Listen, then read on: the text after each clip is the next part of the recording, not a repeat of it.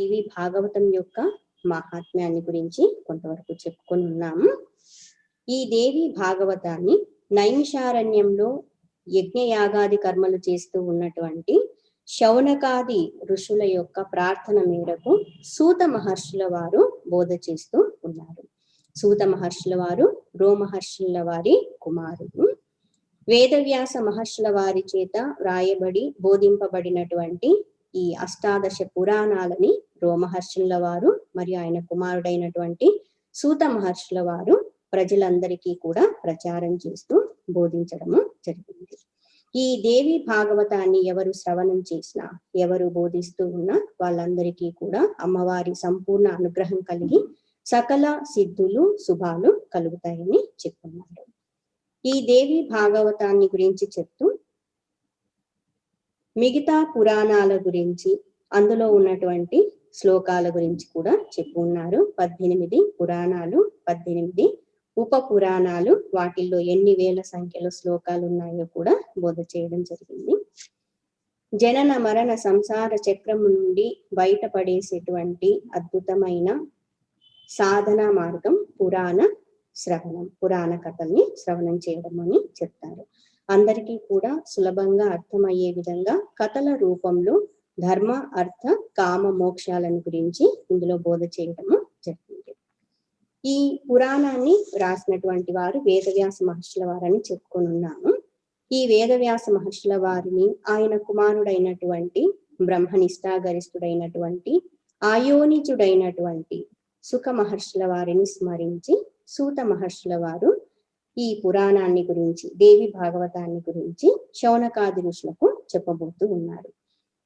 ఈ సందర్భంలో వేదవ్యాసుల వారిని, సుఖ మహర్షుల వారిని స్మరించినప్పుడు శౌనకాది ఋషులు అడుగుతారనమాట, మహాత్మా సూత మహర్షుల వారు ఇలా చెప్తూ ఉన్నప్పుడు సుఖ మహర్షుల వారు ఎంతో గొప్పవారని చెప్తారు కదా, పైగా ఆయన అయోనిజుడు అని చెప్తారు కదా, అంటే తల్లి గర్భము నుండి ఉద్భవించినటువంటి వారు కాదు అంటారు కదా, మరి వేదవ్యాసుల వారికి సుఖ మహర్షుల వారు ఎలా పుత్రుడిగా ఉద్భవించడం జరిగింది? ఆ గాథని గురించి మాకు తెలియచెప్పగలరు, మేము శ్రవణం చేయాలనుకుంటున్నామని ప్రార్థించడం జరుగుతుంది. ఈ సందర్భంలో వేదవ్యాస మహర్షుల వారి తపస్సు గురించి, ఆయనకి సుఖ మహర్షుల వారు ఏ విధంగా పుత్రుడిగా లభించారు అన్నటువంటి కథ గురించి చెప్పబోతూ ఉన్నారు. వేదవ్యాస మహర్షుల వారు సరస్వతి నదీ తీరంలో తపస్సుని కొనసాగిస్తూ ఉంటారు. ఆ నదీ తీరానికి రోజు వెళ్ళి సంధ్యావందనాది కార్యాలన్నీ కూడా చేస్తూ ఉండేటువంటి వారు. ఒక రోజున నదీ తీరానికి వెళ్ళి సంధ్యావందన కార్యక్రమం ముగించుకొని వస్తూ ఉన్నప్పుడు దారిలో ఒక పెద్ద చెట్టు, పచ్చగా ఉన్నటువంటి చెట్టు కనిపిస్తుంది. ఆ చెట్టు మీద 2 గోరువంకలు కనిపిస్తాయి. వాటిని ఒకసారి పరికించి చూస్తారు, ఆనందంగా ఉన్నాయి. తిరిగి ఆశ్రమానికి వెళ్ళిపోయి భగవంతుని ధ్యానిస్తూ ఉంటారు. ఇలా కొద్ది రోజుల పాటు ఆ నదీ తీరానికి వెళ్ళి వచ్చేటప్పుడు ఎదురుగా ఆ చెట్టు మీద గూడు కట్టుకొని ఉన్నటువంటి గోరువంకలు కనిపిస్తూ ఉండేవి. వాటిని చూస్తూ ఉండేటువంటి వారు. ఆహా, పశుపక్షాదులు కూడా ఆనందంగా ఉంటున్నాయి కదా అనుకునేటువంటి వారు. కొద్ది రోజులకి ఆ గూటిలో చిన్న పక్షి పిల్లలు కనిపిస్తాయి. తల్లిదండ్రిగా ఉన్నటువంటి ఆ పెద్ద పక్షులు ఆహారాన్ని తీసుకొని వచ్చి ఆ చిన్న పక్షుల నోళ్లలో పెడుతూ ఉంటాయి అన్నమాట. చాలా గారవంగా, ప్రేమగా తినిపిస్తూ చూసుకుంటూ ఉంటాయి. ఇది చూసినటువంటి వేదవ్యాస మహర్షుల వారికి మనస్సులో భ్రాంతి అని అనుకోవచ్చు, సకల జ్ఞాన స్వరూపము ఆయన. కొంతకాలం పాటు మనస్సు కొంచెం భ్రమకి లోనకి, ఆహా, ఈ పక్షులు సైతము సంతానాన్ని కలిగి ఉండి ఇంత సుఖంగా ఆనందంగా ఉంటున్నాయి కదా, ఎవరికైనా పుత్రుడు ఉన్నట్లయితే సద్గతి కలుగుతుందని చెప్తారు కదా, పునామ నరకం నుండి తప్పించేటువంటి వాడు పుత్రుడు అని చెప్తారు కదా, ఈ లోకంలో కానీ పరలోకాల్లో కానీ సుఖాలు అనుభవించడానికి పుత్రుడు ఉన్నట్లయితే బాగుంటుంది కదా అని ఆలోచించి ఆయన ఏమనుకుంటారంటే, నేను కూడా ఒక పుత్రుని పొందితే బాగుంటుంది అనుకుంటారు. చూడండి, మాయాస్వరూపం, మాయాశక్తి ఏమైనా చేయించగలదు. ఆయన ఇలా యోచన చేస్తూ సంతానం కోసము నేను ఏ భగవంతుణ్ణి ఆరాధించాలి, బ్రహ్మదేవుల వారినా, విష్ణుమూర్తినా, పరమశివుల వారినా అని ఆలోచిస్తూ ఉంటారనమాట. ఎవరి గురించి నేను తపస్సు చేయాలి, ఉత్తమమైనటువంటి పుత్రుణ్ణి పొందడం కోసము అనేసి అనుకుంటూ ఉంటారు. ఇవన్నీ కూడా ఏంటంటే గృహస్థులుగా ఉన్నటువంటి వాళ్ళకి సహజంగా కలిగేటువంటి భావనలు, యజ్ఞయాగాది కర్మలన్నీ చేసినప్పుడు కలిగేటువంటి పుణ్య ఫలితము కానీ, సకల కార్యసిద్ధికి కానీ, సంతానం ఉన్నట్లయితే బాగుంటుంది కదా, స్వర్గాది లోకాలకు వెళ్ళడానికి కూడా పుత్రులు సహకరిస్తారు కదా, శ్రాద్ధ కర్మలు నిర్వర్తిస్తారు కదా, తర్వాత వాళ్ళ మరణం తర్వాత కూడా అంత్యక్రియలన్నీ చేయడం జరుగుతుంది కదా, ఇలా ఆలోచించడము జరుగుతుంది. అయితే ఇక్కడ సద్గతి కోసము అనేసి, ఉన్నత కార్యం కోసమని వేదవ్యాస మహర్షుల వారు కూడా పుత్రుడు కావాలని అనుకుంటారు. ఇలా ఎవరి గురించి తపస్సు చెయ్యాలి అని అనుకుంటూ ఉన్నప్పుడు నారద మహర్షుల వారు అక్కడికి ఏం చేస్తారు. ఆయన వచ్చి చూసేసరికి ఈ వేదవ్యాసుల వారు ఏదో ఆలోచనలో ఉండి కొంచెం దిగులుగా ఉన్నట్లు కనిపిస్తారు. ఏంటి వేదవ్యాస మహర్షి ఏదో ఆలోచన చేస్తూ ఉన్నట్లున్నారు, ఏదో విచారంలో ఉన్నట్లున్నారు అంటేను, నారద మహర్షి తగిన సమయానికి వచ్చున్నారు, నేను సద్గతి పొందడం కోసము పుత్రుడు కావాలని అనుకుంటున్నాను, ఎవరిని గురించి ధ్యానించాలో చెప్పండి అని అంటారు. నారద మహర్షుల వారు మనసులో అనుకొని, ఈ సంకల్పము ఈయనకి కలిగింది అంటే అది లోక కళ్యాణం కోసమే అని భావిస్తారు.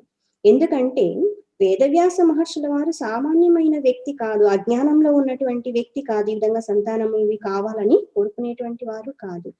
అటువంటి ఆయన మనసులో ఈ సంకల్పం కలిగింది అని అంటే ఉత్తమమైనటువంటి ఒక దివ్యమైనటువంటి ఒక వ్యక్తి ఈయన ద్వారా భూలోకానికి రావాల్సి ఉంది, అందుకోసమే ఆయనకి సంకల్పం కలిగింది అని భావించి వేదవ్యాస మహర్షుల వారితో నారదుల వారు ఈ విధంగా చెప్తారు. ఓ మహాత్మా, పూర్వము మా తండ్రి గారు ఇటువంటి ప్రశ్నని మహావిష్ణువుని అడిగి ఉన్నారు అని అంటారు. అదేంటి మహావిష్ణువుని ఇటువంటి ప్రశ్న అడగడం ఏంటి, ఆ సందర్భం ఏంటి అని అడిగినప్పుడు బ్రహ్మదేవుల వారు విష్ణుమూర్తి దగ్గరికి వెళ్ళి, తండ్రి, లోకంలో ఉన్నటువంటి వాళ్ళందరూ కూడా మిమ్మల్ని ధ్యానిస్తూ ఉంటారు కదా, నేను మీ నాభి నుండి ఉద్భవించినటువంటి కమలంలో నుండి ఉద్భవించిన వాణ్ణి కదా, సృష్టి అంతా కూడా నా ద్వారా జరుగుతుందంటే అది శక్తి స్వరూపమే అని నేను అనుకుంటూ ఉన్నాను, మరి ఎప్పుడు మీరు ఎవరి గురించి ధ్యానిస్తూ ఉంటారు అని అడుగుతారు.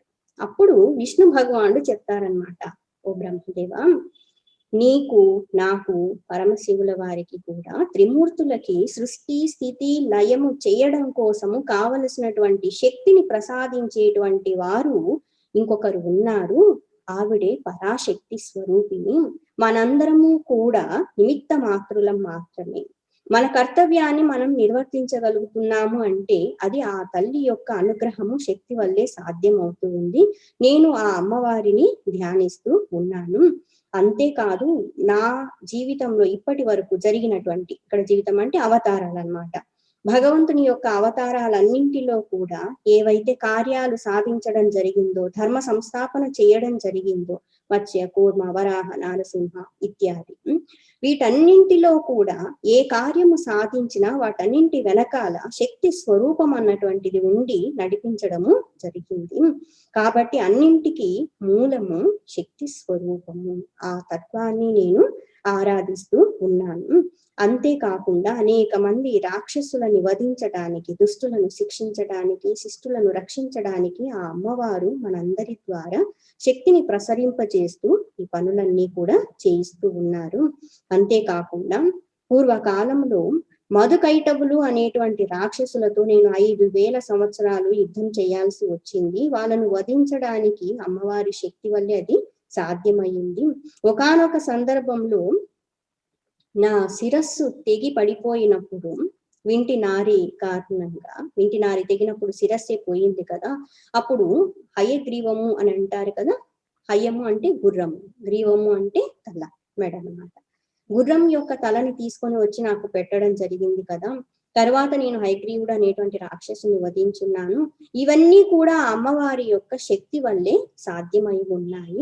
కాబట్టి మనందరము కూడా ఏమి పొందాలనుకున్నా సర్వసిద్ధి ప్రదాయిని అమ్మవారు, దేవి స్వరూపము, పరాశక్తి అని బ్రహ్మదేవుల వారికి చెప్పి ఉన్నారు అని నారదుల వారు వేదవ్యాసుల వారికి చెప్తారు. మరి ఈ సందర్భంలో హయగ్రీవుల వారి గురించి హయగ్రీవమ్మ అనేటువంటి పదం వాడారు, అవతారము అని చెప్పున్నారు. అంతేకాకుండా మధు కైటబులు అనేటువంటి రాక్షసులని అమ్మవారి శక్తి వల్లే వధించడం జరిగిందని చెప్పున్నారు. ఇవన్నీ వింటూ ఉన్నటువంటి శౌనకాది ఋషులు అడుగుతారనమాట, ఓ సూత మహర్షి, విష్ణుమూర్తి యొక్క శిరస్సు తెగిపోవడం ఏంటి? ఆయన సకల శక్తి సంపన్నుడు కదా, ఏ సందర్భంలో ఏ సమయంలో ఆయన శిరచ్ఛేదము చేయబడింది? అసలు కారకులు ఎవరు? అటువంటి కార్యం చేసినటువంటి వాళ్ళు ఎవరు అని ప్రశ్నిస్తారు. ఆ గాథని గురించి మాకు చెప్పండి అని అంటారు. ఇది చాలా ఇంట్రెస్టింగ్ గా ఉంటుంది స్టోరీ. పూర్వము ఒకానొక సమయంలో విష్ణుదేవుడు రాక్షసులని సంహరించడం కోసము, దేవతల్ని రక్షించడం కోసము దీర్ఘకాలం పాటు యుద్ధం చేసి ఉంటారు. ఎన్ని సంవత్సరాలు అంటే 10,000 సంవత్సరాలు. 10,000 సంవత్సరాల యుద్ధము చేసి చేసి చేసి చేసి అలసి సొలసిపోతారనమాట. అలా కూడా అలసట ఉంటుంది. ఆ అలసట కారణంగా యుద్ధం చేసిన తర్వాత ధనుస్సు ఉంటుంది కదా, ఆ ధనుస్సును అలాగే పట్టుకొని, ఆ ధనుస్సుకి ఆల్రెడీ అల్లెతాడు కట్టి ఉందన్నమాట, దాన్ని అలాగే పెట్టేసి కూర్చొని ఈ మెడని దాని మీద పెట్టేసి, అంటే తలకి సపోర్ట్ గా అనమాట, అలా సపోర్ట్ గా పెట్టుకునేసి అలాగే నిద్రపోతారనమాట. ఒక్కోసారి చూడండి, మనం ఎక్కువ వర్క్ చేస్తూ ఉన్నప్పుడు అలాగే టేబుల్ మీద ఏదో రాస్తూ చదువుతూ ఉన్నప్పుడు ఒక్కోసారి అలాగే నిద్రపోవడం కూడా జరుగుతూ ఉంటుంది కదా. సో ఇక్కడ వచ్చేసి విష్ణుమూర్తుల వారు ఆ అలసటలో వెంటనే నిద్ర రావటం వల్ల ఆ నిద్రా స్థితికి వెళ్ళిపోతారు. అయితే ఇక్కడ గమనించాలి, విష్ణుమూర్తి యొక్క నిద్ర, మన నిద్ర ఈ రెండు ఒకటి కాదు. విష్ణుమూర్తి యొక్క నిద్రని యోగ నిద్ర అని అంటారు. ప్రళయ కాలంలో ఉండేటువంటి నిద్ర. ఆయన యోగ నిద్రలో ఉన్నప్పుడు కూడా లోకాలన్నింటినీ రక్షిస్తూ ఉంటారు. ప్రళయ సమయంలో మాత్రము నిద్రాస్థితిలో ఉంటారు. అయితే ఇక్కడ ఆయన నిద్రాస్థితిలో ఉన్నప్పుడు ఆ వింటిని సపోర్ట్ గా పెట్టుకొని అలా నిద్రిస్తూ ఉన్నప్పుడు దేవేంద్రాదులందరూ కూడా, దేవతలందరూ ఒక ఉన్నతమైనటువంటి గొప్ప యజ్ఞ కర్మని చేయాలని తలపెట్టి ఉంటారు. యజ్ఞయాగాది కర్మలు చేస్తూ ఉన్నప్పుడు వాటిల్లో సమర్పించేటువంటి ఆహుతులు ఆయా దేవతలు స్వీకరించి వీళ్ళని అనుగ్రహించడం జరుగుతుంది అనమాట. ఉదాహరణకి చూడండి, ఎక్కువ రోజులు వర్షం కురవకుండా ఉన్నట్లయితే వరుణ హోమం చేయండి అని చెప్తారు. వరుణ హోమం చేసేటప్పుడు మనము ఆ హవిర్భాగాన్ని సమర్పించేటప్పుడు ఆహుతులు ఇస్తూ ఉన్నప్పుడు ఆ ద్రవ్యాలు, సమిధలు, నెయ్యి, ఆహార పదార్థాలు ఇవన్నీ కూడా హోమగుండంలో వేస్తూ ఉన్నప్పుడు ఓం వరుణాయ స్వాహ ఇదం నమః అని చెప్తాం కదా. ఇంద్రుని గురించి చేస్తే ఇంద్రాయ స్వాహ ఇదం నమః, నారాయణాయ స్వాహ ఇదం నమః, విష్ణవే స్వాహ ఇదం నమః, ఆయా దేవతలకి ఆ భాగాన్ని సమర్పించడం జరుగుతుంది. వాటిని అగ్నిదేవుడు తీసుకొని వెళ్ళి ఆయా దేవతలకి అందచేయడం జరుగుతుంది. ఆ దేవతలు ఆ హవిర్భాగములను స్వీకరించి తుష్టి పొంది మనల్ని అనుగ్రహించడం జరుగుతుంది అన్నమాట. అయితే ఇక్కడ యజ్ఞయాగాది కర్మలు చేస్తూ ఉన్నప్పుడు ఆ హవిర్భాగాన్ని స్వీకరించడానికి వైకుంఠంలో విష్ణుమూర్తి లేరు. ఎక్కడున్నారా అని పరికించి చూస్తే ఆయన అలసిపోయి ఆ వింటి ధనుష్య మీద, వింటి నారి మీద అలాగే తలవాల్చి నిద్రిస్తూ ఉన్నారన్నమాట. ఇప్పుడు ఏం చేయాలి? ఆయన్ని నిద్ర నుండి మేల్కొల్పాలి. ఒకటేంటంటే, ఎవరైనా నిద్రపోతూ ఉంటే వాళ్ళని నిద్ర లేపకూడదు అని చెప్తారు. అదేంటమ్మా అలా అయితే రోజు ఉదయం నిద్ర లేపకపోతే పిల్లలు వెంటనే నిద్ర లేస్తారా ఏంటి అని అనొచ్చు. సహజంగా ఏంటి అంటే, ఒక వ్యక్తి చాలా అలసిపోయి నిద్రపోతూ ఉన్నప్పుడు, లేదా మామూలుగా కూడా నిద్రలో ఉన్నప్పుడు సాధ్యమైనంత వరకు ఎవరు కూడా వెంటనే వాళ్ళని నిద్ర లేపకూడదు అని చెప్తారు. అలా నిద్ర లేపడం అన్నటువంటిది, నిద్రాభంగం కలిగించడం అన్నటువంటిది పాతకము, అదొక పాపం అన్నమాట. దానికి చాలా శిక్ష ఉంటుంది. వీళ్ళు ఆలోచిస్తారనమాట, ఆయన యోగ నిద్రలో ఉన్నాడు, మరి ఏం చెయ్యాలి, కానీ లోక కళ్యాణం కోసం ఈ యజ్ఞ కర్మలు ఇవి చెయ్యాల్సి ఉంది, ఆయన లేకపోతే యజ్ఞం సంపూర్ణం కాదు, యజ్ఞకర్త యజ్ఞ భోక్త అంతా కూడా ఆయనే కదా అనేసి దేవతలందరూ కూడా ఆలోచిస్తూ ఉన్నప్పుడు బ్రహ్మదేవుల వారు, మహేశ్వరుల వారు, ఇంద్రాది దేవతలు అందరూ అక్కడికి వేంచేసి ఉంటారు. అప్పుడు బ్రహ్మదేవుల వారు ఒక యోచన చేసి చెప్తారనమాట, ఐడియా. ఆయన ఏం చెప్తారంటే, సరే ఈయన ఆ ధనుష్ని వింటినారిని సపోర్ట్ గా పెట్టుకొని నిద్రపోతూ ఉన్నారు కదా, ఆ అల్లెతాటిని తెగిపోయేలా చేసినట్లయితే ఆయనకి ఆ శబ్దం వల్ల మెలుపు వచ్చేస్తుంది కదా, ఈ విధంగా చేద్దామని అంటారు. మరి ఎలా చేయడం, మనం వెళ్ళి అలా చేయలేము కదా, తాకడం అది చేయడం బాగుండదు కదా, ఏం చెయ్యాలి అంటే బ్రహ్మదేవుల వారు అందుకోసము నేను ఒక ఆలోచన చేస్తున్నాను, నేను ఒక చెద పురుగుని సృష్టిస్తాను. ఆ చెద పురుగు వెళ్ళేసి ఆ ధనుషుకి కట్టి ఉన్నటువంటి అల్లెతాడు ఉంటుంది కదా, ఆ ధనుషు యొక్క కొనని తొలిచేస్తుంది, చెక్కని తీనేస్తుంది. అది చాలా శక్తివంతమైన, చూడడానికి చిన్నగా ఉంటుంది, కానీ చెద పురుగు ఒకసారి వచ్చేసిందంటే ఎంత గట్టిగా స్ట్రాంగ్ గా ఉన్నటువంటి చెక్క అయినా కూడా పౌడర్ లాగా అయిపోతుంది కదా, పిండి లాగా అయిపోతుంది. సో ఆ చెద పురుగుని సృష్టించి ఆ పని చేయమని చెప్తారు. చెద పురుగు ఆ విషయం విన్న వెంటనే నమస్కరించి చెప్తుంది, బ్రహ్మదేవ, మీరు సర్వజ్ఞులు కదా, సృష్టికర్త కదా, నన్ను ఇటువంటి పనికి వినియోగిస్తున్నారేం, ఇది మహాపాతకం కదా, నిద్రించేటువంటి వ్యక్తిని మేల్కొల్పడం అన్నటువంటిది. ఎప్పుడు మేల్కొల్పాలి అంటే ఒక ఈశ్వర కార్యం ఉన్నప్పుడు, కర్తవ్యం ఉన్నప్పుడు మాత్రమే ఇబ్బంది కలగకుండా మేల్కొల్పాల్సి ఉంటుంది కదా. జీవుడు నిద్రా సమయంలో ఆల్మోస్ట్ పరబ్రహ్మ స్వరూప స్థితికి వెళ్తారనమాట. సుషుప్తి అవస్థలో అహరహర్ బ్రహ్మ గమయతి అని చెప్తారనమాట. ప్రతిరోజు కూడా మనకి తెలియకుండానే ఆ స్థితికి వెళ్ళడము జరుగుతుంది. కాకపోతే అజ్ఞానపు పొర అన్నటువంటిది అడ్డుగా ఉంటుంది నిద్రా సమయంలో. అలసిపోయినటువంటి వ్యక్తి నూతన శక్తిని, ఆనందాన్ని ఆ నిద్రా స్థితి నుంచే పొందడం జరుగుతుంది. చెదపురుగు అంటుందన్నమాట, ఇది అనేక పాపాలు చేసిన దాంట్లో సమానం అవుతుంది కదా, స్నేహితునికి ద్రోహం చేయడంతో సమానం అవుతుంది, తర్వాత భార్యాభర్తల్ని విడదీయడం లాంటి దాంతో సమానం అవుతుంది, తల్లిని బిడ్డను వేరు చేయడం లాంటి పాపంతో సమానం అవుతుంది, చెయ్యకూడని కార్యం అన్నటువంటిది చేసి పాపాన్ని అనుభవించడం ఎందుకు, ఇవన్నీ కూడా బ్రహ్మ హత్య పాతకాలతో సమానం అని కూడా చెప్తూ ఉంటారు కదా పెద్దలు. సాక్షాత్తు విష్ణుమూర్తి ఆయన్ని నిద్ర నుండి విధంగా చెప్పమని చెప్తున్నారు, నిద్రాభంగం కలిగించమంటున్నారు, మరి నాకు ఎంత పాపం వస్తుంది కదా, నేను ఆ కార్యం ఎలా చేయగలను అని. బ్రహ్మదేవుల వారికి ఈ విషయాలన్నీ తెలుసు. అప్పుడు చెదపురుగు ఒక మాట అంటుంది, పోనీ ఈ కార్యం నేను చేసినా నాకు లభించేటువంటిది ఏంటి, ప్రయోజనం ఏంటి. కొంతమంది వ్యక్తులు ఉంటారన్నమాట, పాప కార్యము చేస్తారు, ఎందుకు చేస్తారంటే స్వార్థంతో చేస్తారు, వాళ్ళకి ఏదైనా ప్రయోజనం లాభం కలుగుతుందంటే ఆ పాపకర్మలను చేస్తూ ఉంటారు.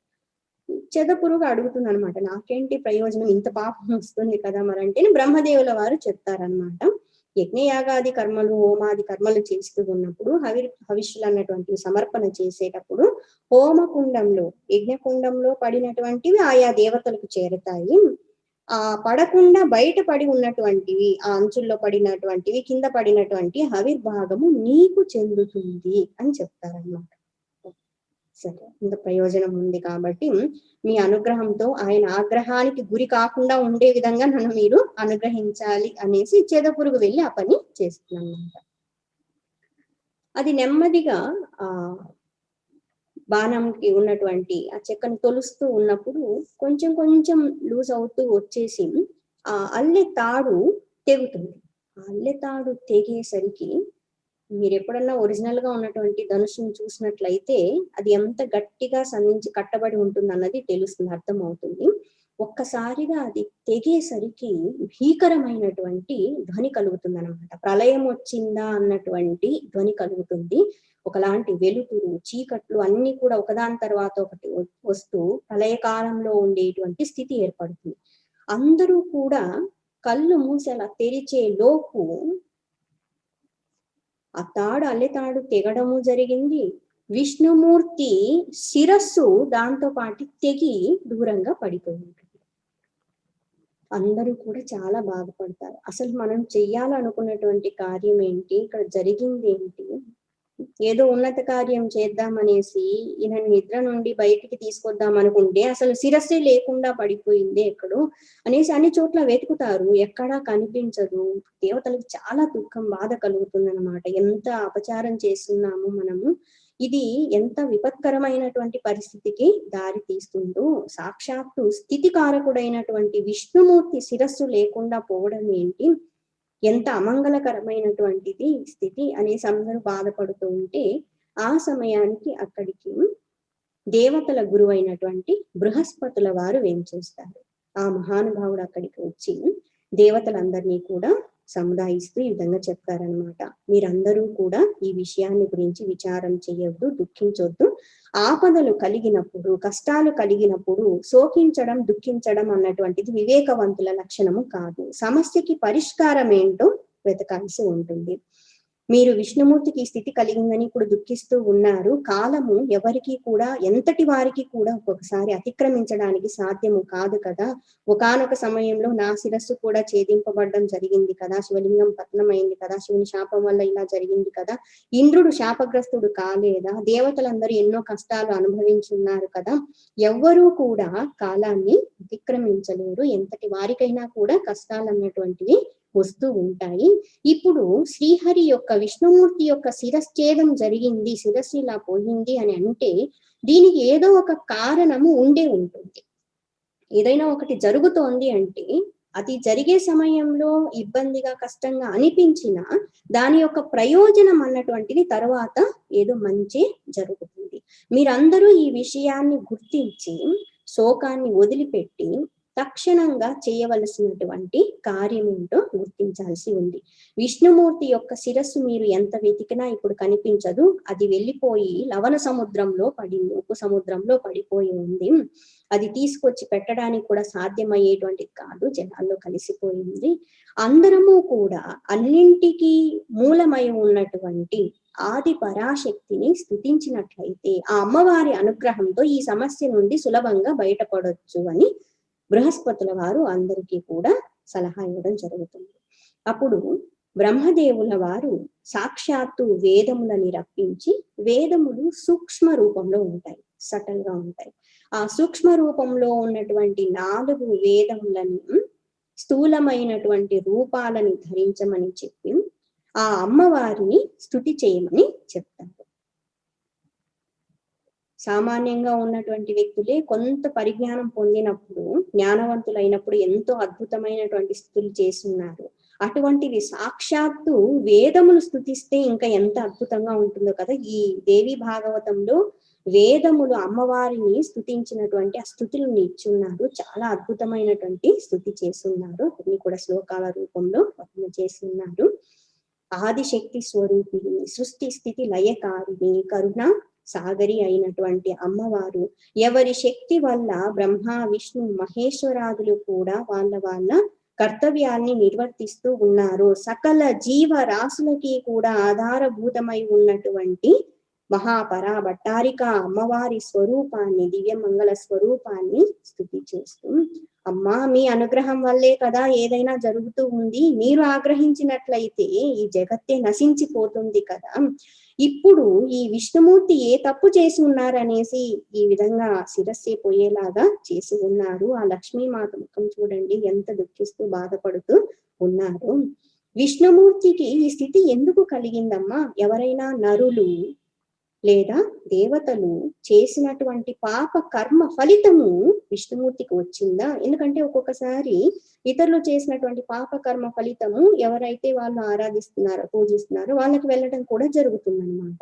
లేదా ఇంకొక ఉదాహరణలో వచ్చేసి మానవులు చేసినటువంటి ఆ కర్మ ఫలితము, పాపము రాజుకి వెళ్ళినట్లు, ప్రజలు చేసిన కర్మ ఫలితం రాజుకు వెళ్ళినట్లుగా దేవతలు మానవులు చేసినటువంటి పాప ఫలితం అన్నటువంటిది విష్ణుమూర్తికి వచ్చి ఈ విధంగా ఏమైనా జరిగిందా? లేకపోతే రాక్షసులందరూ కూడా ఇంతకు ముందు ఈయన చేతుల్లో వధింపబడినటువంటి వాళ్ళు, వాళ్ళ బంధువులు, మిగతా వాళ్ళందరూ కలిసి ఏమైనా తపస్సులు చేసి ప్రతీకారం తీర్చుకోవడం కోసము మీ దగ్గర వరం పొంది ఈ విధంగా చేయడం జరిగిందా? ఈ విధంగా అన్ని మాటలు కూడా చెప్తారు అన్నమాట. కారణం ఏంటి? ఒక సామాన్యమైనటువంటి వ్యక్తికి కష్టం వచ్చింది అంటే ఏదో కర్మ ఫలితము అని అనుకోవచ్చు. సాక్షాత్తు విష్ణుమూర్తికి ఇటువంటి స్థితి కలిగిందే, ఇది ఎంత దారుణమైనటువంటి విషయము. లోకాల్ని రక్షించేటువంటి వాళ్ళకి ఈ స్థితి కలిగితే ఇక రక్షకులు ఎవరై ఉంటారు. అమ్మా తల్లి భగవత్ స్వరూపిణి, మీ అనుగ్రహం వల్లే ఈ సమస్య పరిష్కరింపబడుతుంది, దయచేసి అందరినీ కూడా అనుగ్రహించండి అనేసి ఉన్నతమైనటువంటి వేదాంతపరమైన విషయాలతో సహా సామాన్య స్థితి వరకు కూడా అన్ని రకాల స్థాయిల్లో అంటే స్థూల సూక్ష్మ నిర్గుణ నిరాకార పరబ్రహ్మ స్వరూపినిగా వేదములు అమ్మవారిని స్తుతి చేయడం జరుగుతుందన్నమాట. ఎవరైతే ఈ స్తుతిని వింటారో, శ్రవణం చేస్తారో, పఠిస్తారో వాళ్ళందరికీ కూడా సకల దోషాలు పాపాలు తొలగిపోయి శుభాలు కలుగుతాయి అనేసి ఇందులో ఫలశ్రుతి చెప్తున్నారనమాట. సో ఈ విధంగా వేదముల చేత స్తుతింపబడినటువంటి అమ్మవారు చాలా ప్రసన్నురాలు అవుతారు. ఎక్కడైనా గమనించాలి, మనం ఆర్తితో స్తుతించినట్లయితే దేవతలు భగవంతుడు ప్రసన్నులు కావడం జరుగుతుంది. దేవతలు మాత్రమే కాదు, ఎవరైనా కూడా ప్రసన్నులు కావాలి అంటే మనలో ఆ సిన్సియారిటీ అన్నటువంటిది ఉండాలి. అంకిత భావముతో ప్రార్థన చేసినట్లయితే అవతలి వ్యక్తి యొక్క మనస్సు అన్నటువంటిది కరిగి ప్రసన్నం కావడం జరుగుతుంది. అమ్మవారు ప్రసన్నురాలై వాళ్ళందరినీ కూడా అనుగ్రహిస్తూ ఈ విధంగా చెప్తారు. మీరు ఇంతగా విచారించాల్సిన అవసరము లేదు. విష్ణుమూర్తి యొక్క శిరస్సు ఛేదింపబడింది అంటే దానికి ఉన్నతమైన కార్యం చేయాల్సిన అవసరం ఉంది కాబట్టి, ఉన్నత కారణం ఉంది కాబట్టి అలా జరిగింది అని చెప్తారు. అదేంటి అంటే ఒకానొక సమయంలో విష్ణుమూర్తి వైకుంఠంలో శేషశయనం ఆదిశేషుని మీద పవలించి ఉన్నప్పుడు లక్ష్మీమాత అక్కడికి వెళ్ళి నిలబడతారు. అమ్మవారిని చూసి విష్ణుమూర్తి ఒక చిరునవ్వు నవ్వుతారు. అయితే ఆ నవ్వు కొంచెం వ్యంగ్యంగా నవ్వినట్లుగా అనిపిస్తుంది. ఎందుకంటే కొన్ని సందర్భాల్లో అవతలి వ్యక్తులు అర్థం చేసుకునేటువంటి స్థితిలో లేకపోతే మనం నవ్వినా తుమ్మినా మాట్లాడినా ఏం చేసినా కూడా కొన్నిసార్లు నెగిటివ్ గానే అనిపిస్తూ ఉంటాయి. అది సహజం. ఇది ఎందుకు జరుగుతుంది అంటే మనము సత్వగుణ స్థితిలో ఉన్నప్పుడు ఉన్నది ఉన్నట్లుగా గ్రహించేటువంటి శక్తి ఉంటుంది. తమో గుణం మనలోకి వచ్చినప్పుడు ఉన్నది లేనట్లుగా లేనిది ఉన్నట్లుగా కల్పించుకోవడం కూడా జరుగుతూ ఉంటుంది. వివేక శక్తి అన్నటువంటిది కోల్పోవడం జరుగుతుంది. ఒక క్షణకాలం పాటు లక్ష్మీమాతలోనికి ఆ తమో గుణం ప్రవేశించడం వల్ల, యాక్చువల్గా అయితే లక్ష్మీ స్వరూపము సాత్విక స్వరూపం, కానీ ఆ సమయంలో అమ్మవారి మనస్సులో ఎందుకు ఆ తామసిక భావన కలగడం వల్ల విష్ణుమూర్తి నవ్విన నవ్వుకి ఆవిడకి మనస్సుకి కష్టంగా అనిపిస్తుంది అన్నమాట. ఎందుకు అలా నవ్వుతున్నారనేసరికి ఆయన ఇంకొకసారి అలాగే నవ్వుతారు. ఇంకా ఆవిడ బాధ చూడాలి, మనసులో ఇంకొకలాగా అనుకుంటారనమాట. ఈయన నన్ను చులకన చేస్తూ నవ్వుతున్నారు, నాకంటే ఇంకా సౌందర్యవతిని ఎవరినో చూసి నన్ను ఈ విధంగా తక్కువ చేస్తూ ఇలా చేస్తున్నారు, ఇంకొకలాగా ఆలోచిస్తారనమాట. గృహస్థ జీవితంలో ఉండేటువంటి ఆ భావనతో నెగిటివ్ గా అనుకొని, వ్యతిరేకంగా అనుకొని ఒక్కొక్కసారి ఏమవుతుందంటే మనస్సులోనికి వ్యతిరేక భావన వచ్చింది అనుకోండి, ఆ సంకల్పం కూడా ఆ సమయంలో చాలా స్ట్రాంగ్ గా ఉంటుంది. అంతటి మహాలక్ష్మీదేవి ఆ క్షణంలో భర్తని కూడా చూడకుండా ఆ వ్యతిరేకమైన భావన కలగటంతో ఆమెను చూసి పరిహసిస్తూ నవ్వుతున్నారు అన్న భావంతో మీ తల రాలి నేల పడునుగాక అంట. మీ తల రాలిపోవునుగాక అంటారు శిరస్సు. విష్ణుమూర్తి ఆశ్చర్యపడతారు, అదేంటి నేను మామూలుగా సరదాగా నవ్వితే దానికి ఇంత అపార్థం చేసుకుని ఇంత శాపం. కానీ ఆ పలుకు పలికింది ఎవరు? లక్ష్మీమాత. పలుకు వృధా పోదు. సామాన్యులు అనే మాటలకి అంత విలువ ఉండకపోవచ్చు, కానీ శక్తి సంపన్నులకి తపస్సంపన్నులకి ఆ శక్తి ఉంటుంది, వాక్ శక్తి అన్నటువంటిది ఉంటుంది. ఒకసారి వాళ్ళ నోటి నుంచి ఏదైనా వచ్చిందంటే అది జరుగుతుంది. ఇంకా లక్ష్మీమాత అన్న మాటకి తిరుగులేదు. ఆ రోజు అమ్మవారు అన్న మాట ఇప్పుడు విష్ణుమూర్తి యొక్క శిరస్సు ఈ విధంగా రాలిపోయింది అని చెప్తారు. ఇంకొకటి, ఇంకో ముఖ్య కారణం ఏంటి అంటే, అమ్మ మన జీవితాల్లో కూడా ఎప్పుడు ఎక్కడ ఏం జరుగుతుంటాయో, ఎటువంటి వ్యవహారాలు వస్తూ ఉంటాయో ఒక్కోసారి మనకు అర్థం కాదు. కానీ అన్నిటికీ వెనకాల కారణాలు ఉంటాయి. కర్మ ఫలితాలు అనుభవించాల్సి ఉంటుంది. కర్మ బంధనాలు అన్నటువంటివి ఉంటాయి. ఎవరెవరి సంకల్పాలు ఎప్పుడు ఎక్కడ ఎలా ప్రతిఫలించాల్సి ఉంటుందో అన్నీ కూడా ఈశ్వర ఇచ్ఛ. మనం ఎప్పుడు ఎక్కడ ఏమేం చేసి ఉంటామో కర్మలు, ఆ ఫలితాలు ఎప్పుడు ఎక్కడ ఎలా వస్తాయో, ఏ సమయంలో వస్తాయో చెప్పలేము. అంతటి మహావిష్ణువుకి లక్ష్మీమాత అన్నటువంటి ఆ మాట తప్పించుకోవడానికి సాధ్యం కాలేదు. ఎన్ని వేల సంవత్సరాల తర్వాత అయినా అది జరుగుతోంది. 10,000 సంవత్సరాలు యుద్ధం చేసిన తర్వాత ఈ సందర్భం వచ్చినప్పుడు ఆ అమ్మవారు ఎప్పుడో అన్నటువంటి ఆ మాట సత్యం. ఆ వింటి నారి అది తెగిపోవడం, ఆ శిరస్సు ఛేదింపబడము, ఎక్కడో పడిపోవడం జరిగింది. మరి ఇంకొక ముఖ్య కారణం ఏంటి అని అంటే, పూర్వకాలంలో హయగ్రీవుడు అనేటువంటి రాక్షసుడు ఉండేవాడు. దితి సంతతికి చెందినటువంటి వాడు. మీలో కొంతమంది శ్రీమద్ భాగవతం విని ఉన్నట్లయితే అందులో దితి అదితి అన్నటువంటి వాళ్ళు వస్తారు. దితి పుత్రులు దైత్యులు. కశ్యప ప్రజాపతి భార్యలు దితి అదితి ఇద్దరు. దితి పుత్రులు దైత్యులు, అదితి పుత్రులు ఆదిత్యులు దేవతలు. ఈ దితి పుత్రుల్ని దానవులని కూడా అంటారు, రాక్షసులుగా అయి ఉన్నటువంటి వాళ్ళు. ఎవరు దానవులు ఎవరు రాక్షసులు అంటే, ఎవరైతే తమ స్వార్థం కోసం ఇతరులని హింసిస్తూ బాధ పెడుతూ ఉంటారో, త్యాగ గుణం కలిగి ఉంటారో, ఎప్పుడు సుఖభోగాలు అనుభవించాలని అనుకుంటూ ఉంటారు, అటువంటి వాళ్ళంతా కూడా రాక్షస అంశకి చెందిన వాళ్ళని చెప్తారు.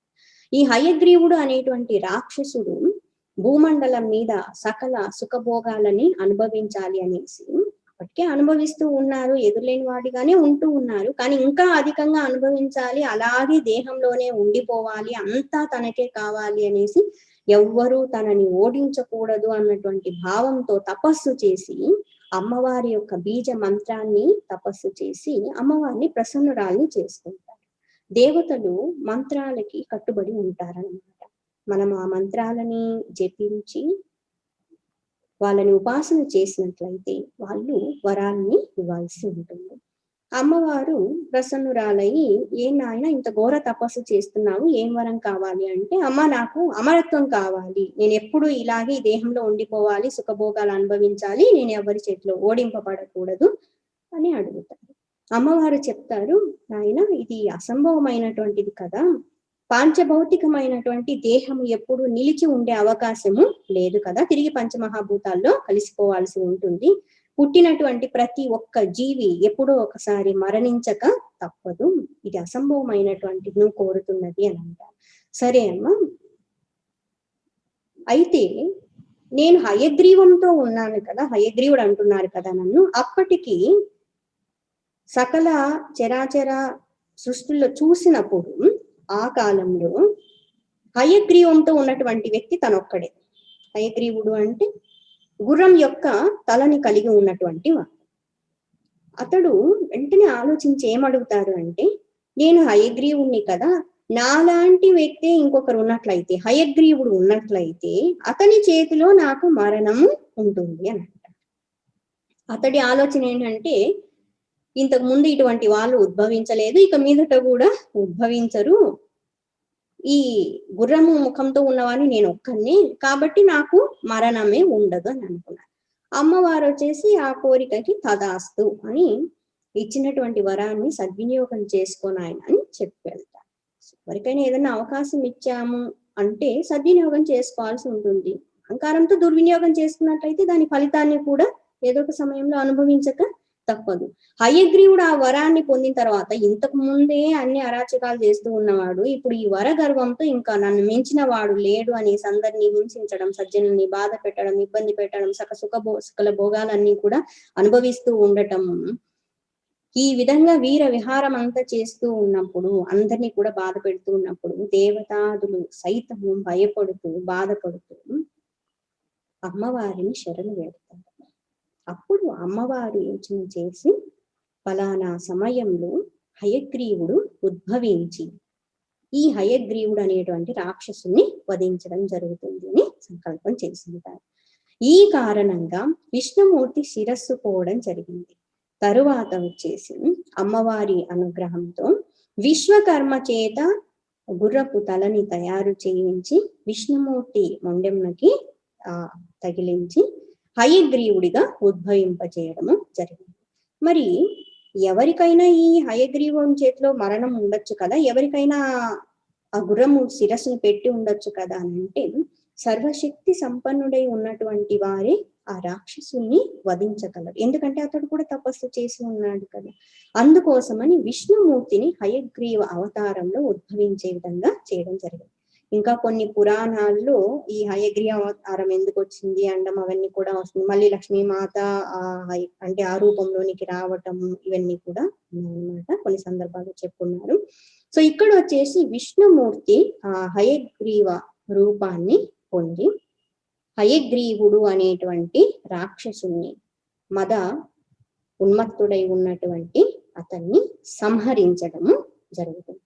బోలి శ్రీ హయగ్రీవ భగవానికి జై. జ్ఞాన స్వరూపుడు హయగ్రీవ భగవానుడు విష్ణుమూర్తి. ఇదంతా కూడా విష్ణు భగవానుడు బ్రహ్మదేవుల వారికి ఆ సందర్భంలో చెప్తూ ఉన్నప్పుడు ఇవన్నీ కూడా నేను అమ్మవారి యొక్క శక్తి వల్లే సాధించగలిగి ఉన్నాను అని చెప్పుకున్నాడు. ఈ విషయం శ్రవణం చేసిన తర్వాత చాలా ఇంకా ఉత్సుకతతో ఇంకా జిజ్ఞాసతో సూత మహర్షి ఈ హయగ్రీవ అవతారం గురించి చెప్పున్నారు. మరి విష్ణుమూర్తి మధుకైటబులతో యుద్ధం చేస్తున్నారు, 5000 సంవత్సరాలు వాళ్ళని వధించున్నారని చెప్పున్నారు కదా, ఆ కథ ఏంటి చెప్పండి అని అంటారు. అలా అడిగినప్పుడు సూత మహర్షుల వారు బోధ చేస్తారన్నమాట. విష్ణుమూర్తి యోగ నిద్రలో ఉన్నప్పుడు ఆయన చెవులలో ఉన్నటువంటి మాలిన్యం, గుబిలి అంటాం కదా, వాటి నుండి మధు కైటబ అనేటువంటి రాక్షసులు ఉద్భవిస్తారు. ఇందాక చెప్పున్నాం కదా, రాక్షసులు అంటే ఎటువంటి గుణాలని కలిగి ఉంటారు అన్నటువంటివి. అప్పటికి ప్రళయకాలం, ఆ ప్రళయ కాలంలో ఉన్నప్పుడు వీళ్ళు ఉద్భవించడం జరిగి ఉంటుంది. ఆ ప్రళయ సమయంలో అంతా కూడా జలాలతో నిండిపోయి ఉంటుంది. వాళ్ళు ఎక్కడ వెళ్ళి చూసినా కూడా ఎవ్వరు కనిపించరు అనమాట. ఇంకా వేరే జీవరాశి వాళ్ళ కంట పడరు. వాళ్ళకి కొంచెం సత్వం అన్నటువంటిది కొద్దిగా ప్రవేశించడం వల్ల వాళ్ళు ఏంటంటే తమోగుణ ప్రధానులై ఉన్నారు. ఎందుకంటే నిద్ర అన్నటువంటిది తామసికమైంది, అందులోనూ కూడా మాలిన్యము నుండి ఉద్భవించినటువంటి వారు మధు కైటములు. అయితే ఒక్క క్షణకాలం పాటు ఆ సాత్విక గుణం కొంచెం కలిగి ఉండటం వల్ల వాళ్ళలో ఒక ఆలోచన కలుగుతుంది. ఏంటంటే మనము ఇద్దరమే ఉన్నాం కదా, మరి మిగతా ఎవరు కనిపించడం లేదే, ఈ జలం అంతా కనిపిస్తూ ఉంది, ఈ జలానికి అంతటికి ఏదో ఆధారమై ఉంటుంది కదా, మనం ఈ జలం మీద తిరుగుతూ ఉన్నామంటే మనకి జలం ఆధారంగా ఉంది, నీరు ఆధారంగా ఉంది, మరి జలం అంతా కూడా నిలిచి ఉందంటే ఇంకొకరు ఎవరో ఉంటారు కదా, వీటన్నింటికి మూలమైనటువంటిది ఏదో ఉంటుంది, దాని గురించి తప్పకుండా మనం తెలుసుకోవాలి అని అనుకుంటారు. ఈ ఒక్క ఆలోచన ఏం చేస్తుందంటే ఆ మూలాన్ని వెతుకుతూ వెళ్ళటానికి అవకాశం కల్పిస్తుంది. జీవుడు కూడా తన తత్వాన్ని, స్వరూపాన్ని తెలుసుకోవడానికి సృష్టి అంటే ఏంటి, సృష్టి ఎవరు చేస్తున్నారు, ఇవన్నీ ఎలా జరుగుతున్నాయి ఆలోచించడం జరుగుతుంది. కాకపోతే వీళ్ళు తమో గుణ ప్రధానులై ఉన్నారు కాబట్టి ఎవరో ఇంకా ఉన్నారు, మనం కాకుండా ఇంకా ఎవరో ఉన్నారని వెతుకుతూ వెళ్ళి చూసేసరికి ఒక చోట పద్మములో కూర్చొని తపస్సు చేసుకునేటువంటి బ్రహ్మదేవుల వారు కనిపిస్తారు. ఆయన్ని చూసిన వెంటనే వాళ్ళకి ఏమనిపిస్తుందంటే ఇతడెవరో కూర్చొని ఏదో తపస్సు చేస్తున్నాడు, ఈ కూర్చున్న పద్మం ఆసనం బాగుంది, అది తీసేసుకుందామని అనుకుంటారు. ఈ సందర్భంలో ఏం జరిగి ఉంటుంది అంటే బ్రహ్మదేవుల వారిని చూడడానికి ముందు వాళ్ళు ఆ జలంలో అన్ని చోట్ల వెతుకుతూ వెళ్తూ ఉన్నప్పుడు దివ్యవాణి ఒకటి వాళ్ళకి వినిపిస్తుంది.